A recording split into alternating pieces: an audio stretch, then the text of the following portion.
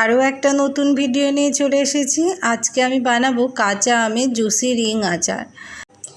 আচারটি বানানোর জন্য আমি কিছু আম নিয়ে গোল গোল রিং রিং করে কেটে নিয়েছি। আর আমটা একদম খুব মোটাও কাটিনি আর খুব পাতলাও কাটিনি, এই যে এইভাবে কেটে নিয়েছি। তারপর আমগুলোকে আমি একটি পাত্রের মধ্যে নিয়ে নিয়েছি। এবার এর মধ্যে আমি পরিমাণ মতো চিনি মিশিয়ে নেব। চিনিটা আমের টক অনুযায়ী দিতে হবে, যে আম যেমন টক সেই অনুযায়ী দেবেন, আর যে যেমন মিষ্টি রাখতে চান আচারে সেই অনুপাতে চিনিটা দেবেন। চিনিটা আমের সাথে ভালো করে মেশানো হয়ে গেলে তারপর আমি দিয়ে দেব 1-1.5 চামচ মতো ভিনিগার। ভিনিগারটা দেওয়ার পরে আবার ভালো করে মাখিয়ে নেব আমের সাথে। এবার আমি এটাকে 1 ঘন্টা রেস্টে রেখেছিলাম। দেখুন 1 ঘন্টা পর চিনিটা গলে গিয়ে কতটা জল মতো বেরিয়ে গেছে। এবার গ্যাসে একটা কড়াই বসিয়ে আমি চিনি শুদ্ধ আমটা ঢেলে দেব। আমটা দেওয়ার পর গ্যাসের জোর দিয়ে একটু আমটাকে ফুটিয়ে নিতে হবে আর হালকাভাবে নেড়ে দেবো যাতে আমগুলো ভেঙে না যায়।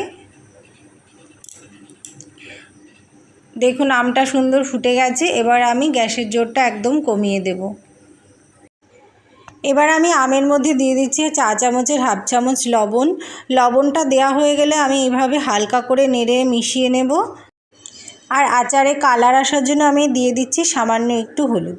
হলুদটা আপনারা চাইলে স্কিপ করতে পারেন। পুরো আচারটায় আমি একদম গ্যাসের জোর কমিয়ে আস্তে আস্তে ঢেকে ঢেকে করব। আচারটা ঢেকে ঢেকে রান্না করলে অল্প টাইমের মধ্যে ভালোভাবে সেদ্ধ হয়ে যাবে।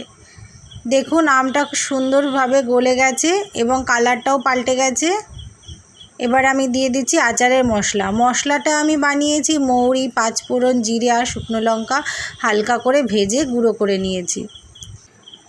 আচারটা আমার প্রায় রেডির দিকে। এবার আমি আর একটু নেড়ে এটাকে নামিয়ে নেব। এই যে রেডি হয়ে গেছে আমার কাঁচা আমের জুসি রিং আচার। দেখুন কি সুন্দর আমগুলো গলেও গেছে আর অথচ গোটা গোটা আছে, একটা আমও ভাঙেনি। ভিডিওটা ভালো লাগলে একটা লাইক করে দেবেন আর কমেন্ট করে জানাতে ভুলবেন না কেমন লাগলো এই আচার বানানোর রেসিপিটা। ভিডিওটি দেখে ওপরে থাকা বেল আইকনটি প্রেস করে দেবেন। তাতে কি হবে, আমার পাঠানো যে কোনো পোস্টের নোটিফিকেশন সবার আগে আপনার কাছে পৌঁছে যাবে। এই আচারটি বানিয়ে অনেক দিন ঘরে সংরক্ষণ করে রেখে দিতে পারেন, কোনো রকম ফ্রিজে রাখার ঝামেলা ছাড়াই। ভিডিওটা ধৈর্য ধরে দেখে এতক্ষণ সাথে থাকার জন্য অনেক অনেক ধন্যবাদ।